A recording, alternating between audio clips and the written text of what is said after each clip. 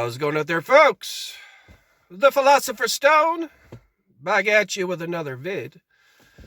So, as I'm scrolling through my YouTube feed last night, YouTube, as opposed to their algorithms, decided to send me some futuristic videos on how the world is going to look in the next, say, 500 years, right?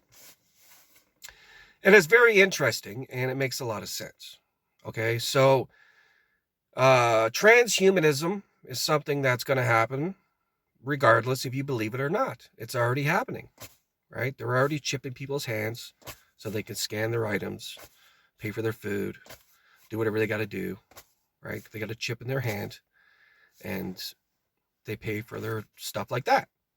So they're already merging man with machine already, right? They say by the year 2030, they want to chip people's brains and upload their consciousness into the AI system, right? Just another form of control. Once you decide to do something like that, you no longer are in control of your life. You've given your soul over to a friggin' machine. And that's basically what they want, man. They want to steal your soul. The thing is, if you look at the way, some of these movies that were made back, years ago, we'll take iRobot, right? Will Smith, I'm not sure when it came out. And these robots basically, just take over. And if you look at these robots, they look a lot like the robots Tesla are now starting to create. Very similar, man. It's called predictive programming because they want to show you it before it actually happens. So I guess you're subconsciously prepared for it or whatever it may be, right? It's not just science fiction, man. Another movie, predictive programming. Ready Player One, right? Where they got the VR goggles on. The whole world has gone to shit and they live in these little trailers, right? And there's no need to really go out into physical reality anymore because the robots have taken over everything. So people now immerse themselves in these VR goggles and they can just be in whatever virtual reality that they want. And they don't know the difference at this point.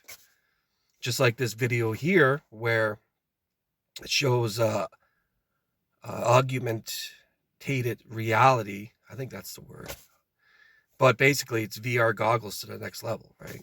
You put on the VR goggles, and now you can basically, navigate your computer system within the VR goggles. But the thing about this one is they have cameras on the goggles, so it actually shows the room that you're in, the environment that you're in. So now you're immersed into VR land, and you look around, you see your environment, plus now you got the friggin' technology to do everything you want through the VR goggles, right? Watch movies, go on social media, do whatever you want to do, right?